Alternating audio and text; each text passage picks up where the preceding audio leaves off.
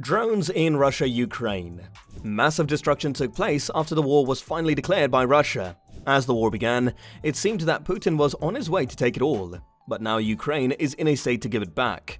A sudden incident that took place on the battlefield proved that Ukraine is now in a strong defensive mood against Russia. In today's video, we'll see how drones have impacted the war between Russia and Ukraine. Hello tech nerds, welcome back to AI Future Life, a versatile YouTube channel where we bring the latest updates on stock, science, finance, artificial intelligence, and many more important things. Before we proceed to our topic, subscribe to our channel and keep following us by clicking the bell icon. So without further delay, let's get straight into the subject. On February 24, 2022, Russia launched an invasion of Ukraine, marking a dramatic escalation in the Russo-Ukrainian War, which began in 2014. Since World War II, Russia has had the greatest conventional military strike in Europe. This clearly depicts how the consequences will be if anyone tries to mess with the Russian army. The military confrontation in Ukraine began in late February and swiftly devolved into a sustained standoff, with daily shelling and skirmishes taking place along the front line, separating Russian and Ukrainian-controlled border territories in the east. Since Russia launched a full-scale military assault into Ukraine on February 24, 2022, combat has resulted in over 100 civilian deaths and tens of thousands of Ukrainians fleeing to neighboring nations, notably Poland, where US forces are poised to aid. While the war is going on in full scale, several videos of using the Turkish-made Bayraktar TB2 drone have been circulating on Ukrainian and Turkish social media sites in recent days. The videos, which include English and Turkish subtitles, claim that the Ukrainian military has successfully employed the drone against the Russian military multiple times. They frequently include images of Russian vehicles and equipment exploding or being destroyed. First, let's go through the drone in detail. The Bayraktar TB2 is a remotely controlled or autonomous unmanned combat aerial vehicle capable of medium-altitude long-endurance flying activities. Baykar Defense, a Turkish company, produces it primarily for the Turkish armed forces. An aircrew in a ground control station monitors and controls the drone, including weapon deployment. Selçuk Bayraktar, a former MIT graduate student, is substantially responsible for the UAV's creation. While the Turkish armed forces define the Bayraktar TB2 as a tactical UAV class to distinguish it from the TAI Anka UAV, international standards identify it as a medium-altitude long-endurance UAV. According to the Bayraktar website, the TB2 can fly up to 138 miles per hour and can carry 4 smart munitions, or up to 330 pounds.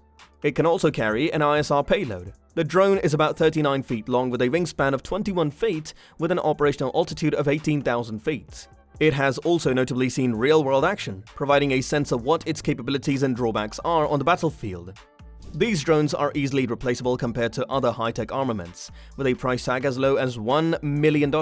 While their range is normally limited to 150 kilometers, they can stay in the air for up to 24 hours, waiting for the proper opportunity to attack. The drones are made by Baykar Makina, a Turkish defense company that claims 257 are currently in use around the world. Fun fact, one of the late founder's 2 sons who run the company is married to President Recep Tayyip Erdogan's younger daughter. Hence, the corporation has a direct link to the upper echelon of Ankara's government. The TB2 drones had completed 400,000 flight hours as of November 26, 2021. The Turkish military is the major user of TB2 drones. However, an export model has been supplied to several other countries as militaries. In Iraq and Syria, Turkey has utilized the drone extensively in operations against the Kurdistan Workers' Party and the People's Protection Units. Azerbaijan employed Bayraktar drones in the Nagorno-Karabakh conflict in 2020, and now Ukrainian soldiers utilize them during the Russian invasion of Ukraine in 2022. With a bag of hopes, the new combat-ready TB2s arrived in Ukraine on March 2nd as part of a wider foreign military support package, according to Ukraine's defense minister Oleksiy Reznikov. The minister made his remarks a day after a Turkish Air Force Airbus A400M transport plane was photographed traveling from Ankara to Poland. Before the Russian invasion, Ukraine was reported to have received 6 TB2s from Turkey. Reznikov remained tight-lipped regarding the number of drones given or the precise model. Ukraine is believed to have at least 12 Turkish Bayraktar TB2 drones, with rumors suggesting that it may have as many as 36 more. Lieutenant Colonel Yuri Ignat, a spokesperson for the Ukrainian Air Force, stated Ukraine possessed about 20 Bayraktar drones at the outset of the Russian invasion. The drone manufacturer, Baykar, and Ukraine have all declined to confirm the number of drones sent to Ukraine yet. Kiev claims that TB2s damaged several Russian ground vehicles, including Buk surface-to-air missile systems, and has released many videos to prove it. The TB2 Bayraktar has been deployed to the Middle East in recent years. This drone has successfully completed its mission against Syrian and Kurdish forces. According to Ukraine, Russian military assets are being severely damaged by these drones. These drone attacks are said to have damaged Russian tanks and other armored vehicles. While these reports have yet to be validated, open-source intelligence estimates suggest hundreds have perished based on photographic evidence. On the night of February 27th, a video went viral on Twitter showing a big explosion damaging a Russian convoy. It is also said to have destroyed a surface-to-air missile system. The video, which was uploaded on Twitter by the Ukrainian armed forces, is one of many that have appeared on social media in recent days. Bayraktar drones are seen blowing up what appears to be a Russian gasoline convoy and a group of supply cars in other videos released on Twitter. Ukraine's drone operation, according to experts, played a role in the country's early wins in slowing Russian advances. More importantly, digital platforms videos are increasingly becoming a key part of Ukraine's information battle. It provides a much-needed boost to Ukrainian morale in the face of oncoming loss. Going by the local media sources, since the fighting began, this UCAV has allegedly destroyed hundreds of Russian armored vehicles, missile systems, and trucks. The TB2s were not threatened by any air defense systems, according to footage released by the Ukrainian military. So far, information suggests that the majority of Russian air defense systems went off without a hitch and retaliation. What is the reaction that came from Russia regarding the TB2? Sam Bendet, a Russian military expert who works as an advisor to the CNA think tank, said, "The Russian military has claimed that Bayraktars will not necessarily be a big threat to a force like Russia because of Russia's advanced early warning radars, advanced electronic warfare capabilities, and its layered air defense." The Russian military, in addition to having direct and indirect experience with Bayraktar TB2s, has the ability to identify and target them more swiftly than troops previously targeted by such drones. Furthermore, Russia can capture and destroy airfields where UAVs operate, as well as the ground stations that control them, using missile attacks and land assaults.